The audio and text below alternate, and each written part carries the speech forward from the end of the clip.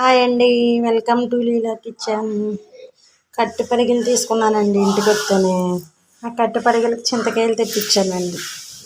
ఇదిగోండి తీసుకున్నాను. అది శుభ్రంగా చేసేసి పెరిగేసి కడిగేసుకుని రెడీగా పెట్టుకున్నానండి. ఓకే అండి. చింతకాయలు ఉడకబెట్టుకుని కట్టు పరిగెలు చింతకాయ పులుసు పెడతానండి. అది ఎలాగేంటో చూపిస్తాను మీకు.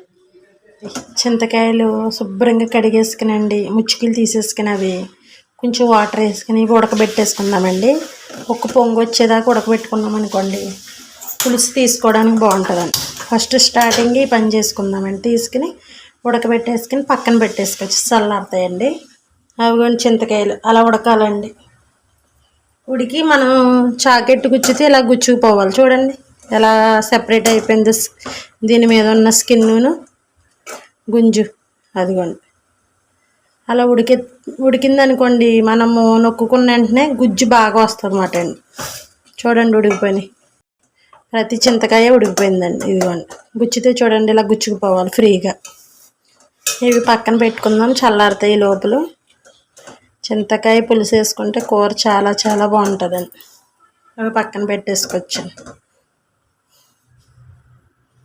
నేను మట్టి గిన్నె పెట్టుకుంటున్నానండి, చేపల కూరకు బాగుంటుంది కదండి. గిన్నె కొంచెం వేడవనిద్దామండి.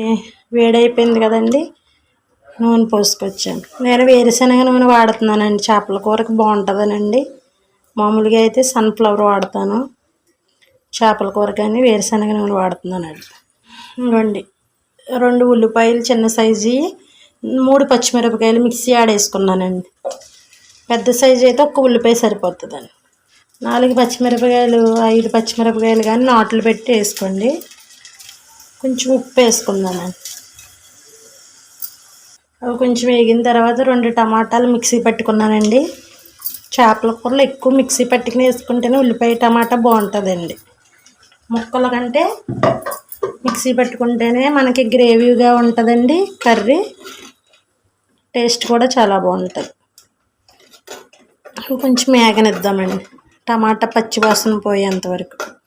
1 స్పూన్ పసుపు వేసుకుందామండి. మూత పెట్టండి, కొంచెం పచ్చివాసన టమాటా పోయేంత వరకు వేగనిద్దాం. ఒకసారి మూత తీసి చూద్దామండి.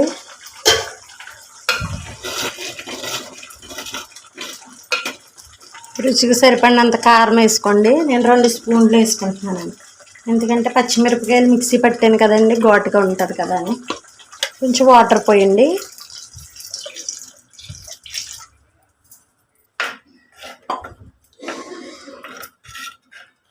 వాటర్ పోసాం కదండి, ఇవిగోండి శుభ్రంగా క్లీన్ చేసేసి పసుపు మనం పెరుగు వేసి శుభ్రంగా కడిగేసానండి. అవి ఇలా కూరలో వేసేసుకోవచ్చండి. చూడండి ఎంత నీట్గా చేసేసి కడిగేసాను. ఇలా నీట్గా చేసేసుకొని కడిగేసుకోవాలండి. చిన్న చేపలు ఇవి కట్టు పరిగెలండి, ఇవి కట్టు పరిగెలు అంటారండి ఇట్లా.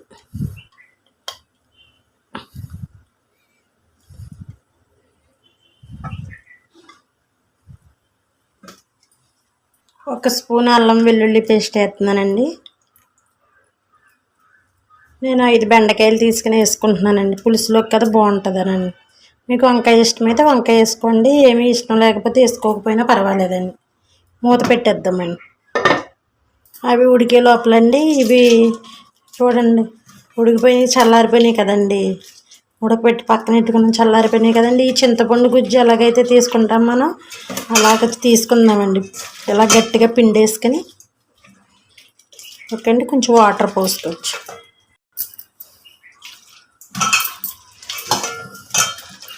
చింతపండు గుజ్జు తీసుకున్నట్టండి. ఈ గుజ్జు దాంట్లో తీసేసుకొని మళ్ళీ వాటర్ పోసుకుని మళ్ళీ తీసుకొచ్చాను. ఇదిగోండి ఒకసారి తీసుకున్నాను, మళ్ళీ ఇంకోసారి వాటర్ పోసుకుని మళ్ళీ తీసుకొచ్చాను. ఇవి 10 రూపాయలు చింతకాయలండి. ఇవి 10 రూపాయలు తెప్పించానండి, సరిపోతాయి. ఓకే అండి.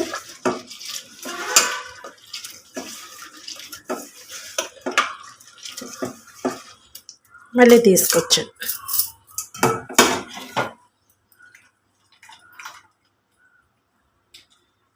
అంటే చింతకాయ గుజ్జు ఎలా తీసుకోవాలో తెలియదు కదండి కొంచెం మందికి, దానికోసమని చూపిస్తున్నానండి. ఇదిగోండి గుజ్జు కూర ఉడికాక వేసుకొచ్చాను. చేపల కూర చూసుకునేటప్పుడు గరిటెట్టి తిప్పుకోకూడదండి. ఎప్పుడైనా సరే ఇలా ఒకసారి ఇలా తిప్పుకోవాలండి, లేకపోతే చేప ఇడిపోతుంది మనకి. అలా తిప్పుకుంటే సరిపోద్దండి. కొంచెం కరివేపాకు వేసుకోవచ్చండి.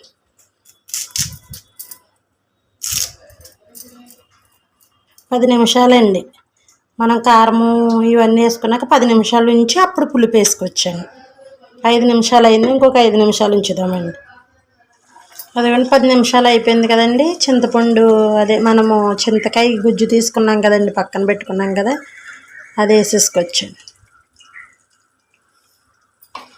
పులుపు చూసుకుని వేసుకోండి, మొత్తం తీసుకున్నదంతా వేసేసుకోకండి. మీకు పులుపు ఎంత అయితే కావాలో అంత వేసుకోండి, సరిపోకపోతే మళ్ళీ వేసుకుందరు. కానీ